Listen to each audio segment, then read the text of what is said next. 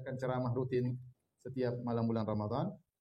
Sebenarnya kalau menganggap itu suatu ibadah itu nggak boleh karena nggak ada ibadah ceramah di bulan Ramadan, nggak ada. Tetapi itu hanyalah sekedar untuk memanfaatkan kondisi masyarakat yang lagi berkumpul. Sama seperti kita punya kajian Rabu malam tentang sirah Nabi. Itu juga nggak pernah dikerjakan oleh Nabi dan para sahabatnya. Kita hanya sekedar menjadwalkan untuk memudahkan orang berkumpul. Ada yang bikin kajian setiap maghrib sampai isya. Juga nggak ada dalilnya bahwasanya Nabi selalu bikin kajian antara maghrib sampai isya. Ini hanya sekedar memudahkan karena orang-orang pulang dari kerja, mereka bisa ikut kajian maghrib sampai isya. Kok pintermu keblinger toh?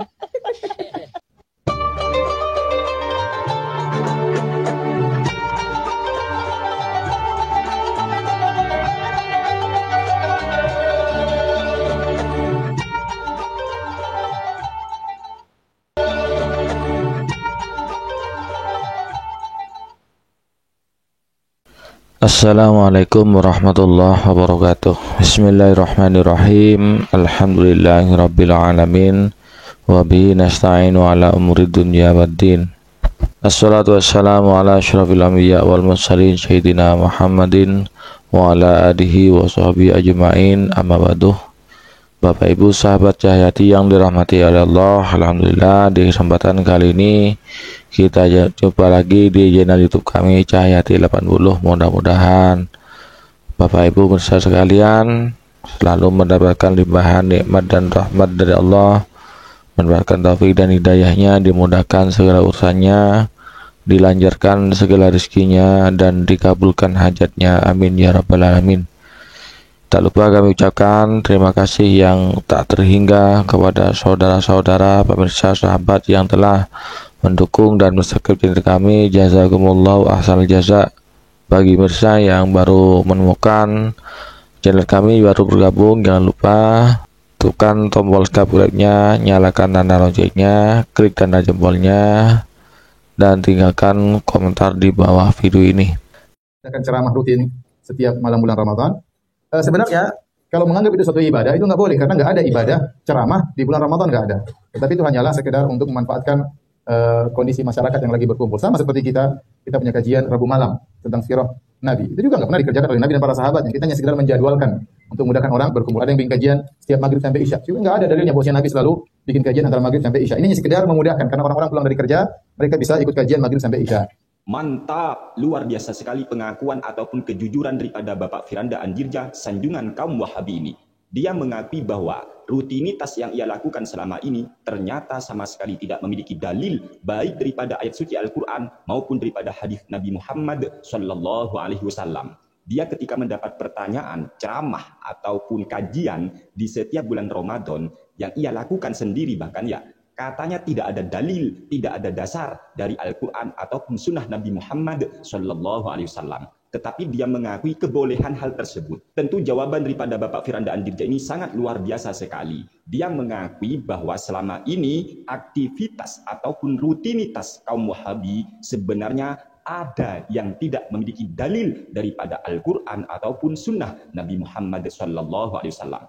Namun kalau kita fikir, kalau kita telaah, kalau kita mengingat ungkapan-ungkapan daripada Wahabi, biasanya mereka itu kan selalu berteriak, semua amaliyah yang tidak ada dalilnya baik dari Al-Quran ataupun sunnah Nabi, maka amaliyah tersebut, tradisi tersebut, rutinitas tersebut adalah amalan bid'ah, sesat, neraka. Begitu biasanya teriakan kaum Wahabi. Namun kenapa ya? Ketika Wahabi sendiri pelakunya, mereka ternyata selalu mencari-cari alasan. Entah alasannya apalah, kalau melakukan kajian di setiap bulan suci Ramadan, itu sebenarnya tidak ada dalilnya, baik dari Al-Quran ataupun hadis. Namun kita itu menyempatkan waktu ataupun mencari momen yang tepat untuk mengumpulkan masyarakat untuk ngaji. Itu dalihnya agar amaliyah yang mereka lakukan ataupun oleh sutat-sutat Wahabi tidak dianggap sebagai bid'ah.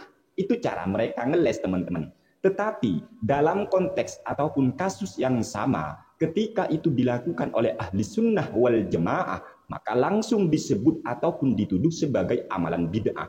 Contoh, ahli sunnah wal jamaah ketika di setiap bulan maulid, mereka para ahli sunnah wal jamaah biasanya rutinitasnya adalah membaca sholawat kepada Nabi. bersalam kepada Nabi, ataupun berceramah kepada masyarakat untuk membuat masyarakat ingat kepada Nabi Muhammad, meniru sikap ataupun sifat Nabi Muhammad. Kebetulan kajian yang dilakukan oleh para ahli sunnah wal jamaah tentang sifat Nabi, sikap Nabi, perjuangan Nabi, bersolawat kepada Nabi, bersalam kepada Nabi, itu ditentukan waktunya ataupun diletakkan waktunya pada bulan Maulid. Untuk apa? Karena itu momen, mumpung biasanya masyarakat itu ingat kepada Nabi, mudah diajak ingat kepada Nabi pada waktu bulan Maulid. Lah, ini kan podo, ini kan sama. Cuma namanya aja disebut Maulidan. Mengapa disebut Maulidan? Karena orang Indonesia itu, utamanya orang Jawa biasanya ya, masyarakat itu memberi nama sebuah aktivitas ataupun rutinitas dihubung-hubungkan dengan nama harinya atau waktunya. Contoh, ketika kita melakukan kajian rutin pada waktu Kamis, biasanya disebut Kamisan. Atau ketika kita sering melakukan kajian ataupun sholawat kepada Nabi, bersalam kepada Nabi, berceramah kepada masyarakat agar ingat Nabi, yang kebetulan waktunya itu ditaruh ataupun diletakkan dan dirutinkan pada setiap bulan Maulid, maka disebutlah Maulidan. Bagi orang yang mampu berpikir, ini pasti akan ngerti, pasti akan paham. Lalu apa bedanya dengan Bapak Firanda? Apa bedanya dengan para Ustadz Wahabi yang setiap bulan Ramadan tiba melakukan kajian? Nah, ditentukan waktunya itu di setiap bulan Ramadan. Lalu apa bedanya? Namun kenapa kok beda hukum? Kalau Wahabi menentukan waktu, maka tidak bid'ah. Ini kan licik. Tetapi sekali lagi, ya alhamdulillah, kalau Bapak Firanda Andirja sudah mulai mau mengakui bahwa rutinitas yang ia lakukan ternyata tidak ada dalilnya, tidak ada hadis Nabi, tidak ada ayat yang mendukungnya. Tetapi apa? Ngelesnya di bagaimana? Dalihnya mereka, ini kan cuma mencari momen. Ya bodoh dengan ahli sunnah wal jamaah, mencari momen tepat untuk mengajak masyarakat ingat kepada Nabi. Oleh sebab itu saran kami, jangan licik dalam menghukumi sesuatu. Kasusnya sama, problemnya sama, konteksnya sama, lalu mengapa hukumnya menjadi tidak sama? Ini kan ngeri hukum seperti ini ya. Kalau kelompoknya sendiri pelakunya, maka tidak bid'ah. Tapi kalau ahli sunnah wal jamaah, langsung itu tanpa berpikir, bid'ah, sesat, neraka, karena Nabi tidak melakukan. Wow, giliran kelompoknya sendiri, ternyata dalilnya sudah bukan karena Nabi tidak melakukan kek, atau tidak ada hadisnya kek, ataupun tidak ada Al-Qur'annya kek. Bukan itu sudah yang jadi masalah, tetapi mencari alasan supaya apa? Supaya jemaahnya itu tidak nuduh bid'ah. Ya Allah, lucu sekali teman-teman, sangat lucu sekali. Tapi mending masih kalau sudah mau mengakui bahwa apapun yang tidak pernah terjadi, apapun yang tidak dilakukan Nabi, bukan berarti semuanya sesat, bukan berarti nanti pasti itu sudah bid'ah sesat. Nah, kan sudah begitu sebenarnya ceramahnya Firanda ini. Arahnya kan ke sana. Meskipun mau tidak diakui ya tetap begitu teman-teman. Artinya apa-apa yang tidak dilakukan Nabi itu belum tentu sesat, belum tentu. Tapi sudah mendingan daripada Firanda Andirja ngomong begini. Saya katakan bahwasanya Al-Imam Nawawi membolehkan bid'ah hasanah. Al-Imam Al-Is bin Abdissalam juga membolehkan bid'ah hasanah. Al-Imam Syafi'i juga membolehkan bid'ah hasanah. Yang dimaksud dengan bid'ah hasanah oleh para ulama Syafi'iyah adalah hal-hal yang berkaitan dengan sarana, bukan ritual. Contohnya mereka mengatakan di antara bid'ah hasanah, bid'ah yang wajib atau bid'ah yang mustahab, contohnya bikin jembatan. Macam mana pula lah kau Firanda Andirja, kaum Wahabi? Macam mana pula lah kau? Kau jangan sok-sokan mengerti ataupun paham tentang maksud daripada Imam An-Nawawi, maksud daripada Syekh Izzuddin bin Abdissalam, maksud daripada Imam Asy-Syafi'i maupun ulama-ulama Syafi'iyah tentang masalah bid'ah hasanah. Bukan seperti itu yang dimaksud bid'ah hasanah versi Syafi'iyah. Gak seperti apa yang dikatakan oleh Bapak Firanda ini. Firanda ini jelas memframing teman-teman. Dia itu mau memahami konsep daripada bid'ah hasanah menurut ulama Syafi'iyah sesuai seleranya. Ya Allah, inna lillahi wa inna ilaihi raji'un. Bagaimana mungkin Firanda Andirja ini mengatakan yang dimaksud bid'ah hasanah oleh Imam Asy-Syafi'i ataupun oleh ulama-ulama Syafi'iyah yaitu bid'ah masalah sarana, bukan ritual ibadah. Ya Allah, piye krek? Jelas-jelas Imam Asy-Syafi'i mengatakan ataupun ulama-ulama Syafi'iyah menganjurkan kita ketika kita sedang ziarah ke kuburan, kita itu dianjurkan oleh Imam Asy-Syafi'i, kita dianjurkan oleh Imam An-Nawawi ataupun ulama-ulama Syafi'iyah agar kita ngaji Al-Qur'an di sisi kuburan. Yang mana kita tahu sutat-sutat Wahabi itu melarang, menentang keras ngaji Al-Quran di sisi kuburan. Padahal ulama-ulama salaf seperti Imam Asy-Syafi'i, ulama-ulama Syafi'iyah, Imam Ahmad bin Hanbal ataupun ulama-ulama yang lain menganjurkan kita agar kita ngaji Al-Quran di sisi kuburan ketika sedang ziarah. Dan itu jelas ngaji Al-Quran di sisi kuburan. Apakah itu sarana, Firanda? Saya nanya dulu ya.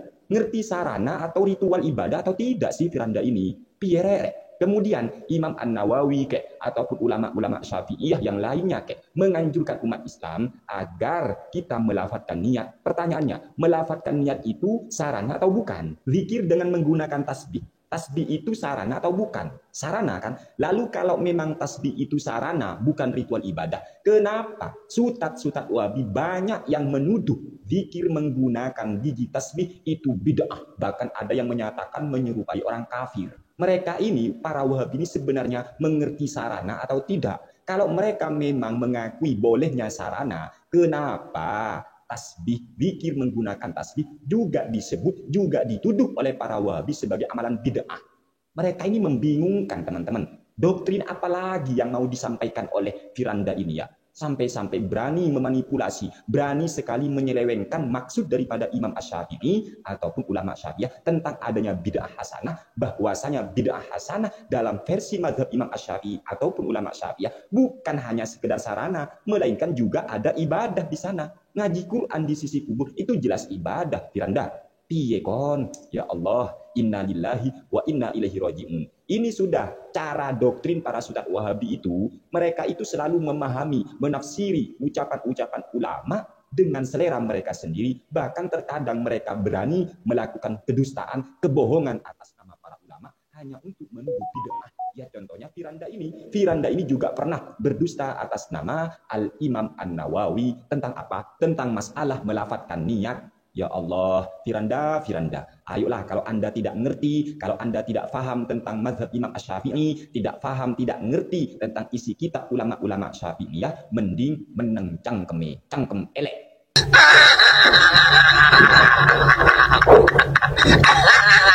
Mudah-mudahan video yang kami persembahkan pada kesempatan kali ini bermanfaat bagi kita bersama, khususnya kaum muslimin, dan dapat menyadarkan saudara kita Salafi Wahabi.